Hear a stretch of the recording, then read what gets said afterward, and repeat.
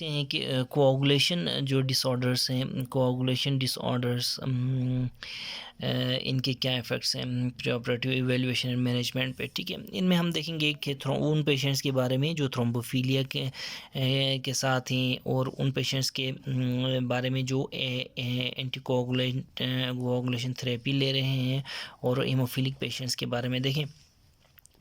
सबसे पहले जो थ्रोम्बोफीलिया जो है पेशेंट्स, वो पेशेंट्स जिनको पहले हिस्ट्री हुई है, हिस्ट्री ऑफ थ्रोम्बोसिस के साथ हैं, या फिर जो एट रिस्क हैं, किसके लिए एट रिस्क हैं थ्रोम्बोसिस के लिए, उन पेशेंट्स को हमें पहले आइडेंटिफाई करना होगा। आइडेंटिफाई करने के बाद उनको थ्रोम्बोप्रोफाइलेक्सिस हम देंगे, ठीक है।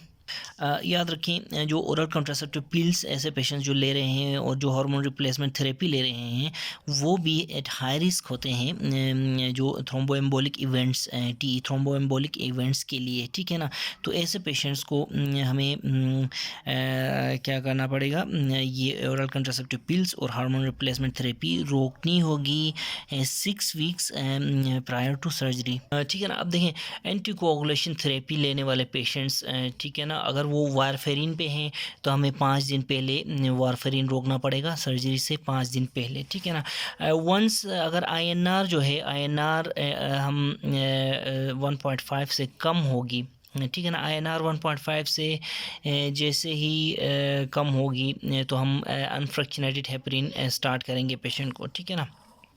Infusion of unfractionated heparin start करेंगे, और हम क्या करेंगे, एपीटीटी को 1.5 टाइम्स नॉर्मल रखने की कोशिश करेंगे, ठीक है। अगर जो 1.5 टाइम्स नॉर्मल रखने की कोशिश करेंगे, और इस इन्फ्यूजन को हम रोकेंगे 2 आवर्स प्रायर टू सर्जरी, ठीक है ना। ये जो अनफ्रैक्शनेटेड हेपरिन हम दे रहे हैं इसको, तो ये सर्जरी से 2 घंटे पहले हमें रोकना होगा। याद रखें हेपरिन और वारफरिन जो है पोस्ट ऑफ हम दोबारा स्टार्ट करेंगे, और जैसे ही वारफरिन के फुल इफ़ेक्ट्स स्टार्ट होंगे तो हम रोकेंगे हेपरिन, हम पेशेंट को डीसी कर देंगे, ठीक है।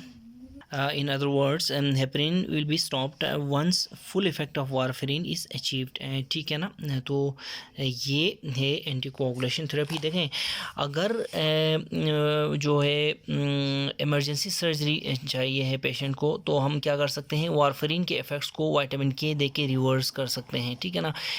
इसके लिए हमें 1 से लेके 2 दिन 24 से लेके 48 घंटे चाहिए होंगे, यानी कि रिवर्स होने तक, विटामिन के साथ रिवर्स होने तक 24 से लेकर 48 घंटे चाहिए होते हैं, यानी it will take 24 to 48 hours to reverse warfarin induced anticoagulation, ठीक है ना। फॉर मोर रैपिड करेक्शन, अगर हमें इससे भी रैपिड करेक्शन चाहिए है तो हम क्या करेंगे, फ्रेश फ्रोज़न FFPs दे सकते हैं, ठीक है, और PCC दे सकते हैं। PCC मतलब प्रोथ्रोम्बिन कम्प्लेक्स कंसनट्रेट कहते हैं, ठीक है। कितनी चीज़ें दे सकते हैं, विटामिन के दे सकते हैं, 24 से 48 घंटे में रिवर्स होगा।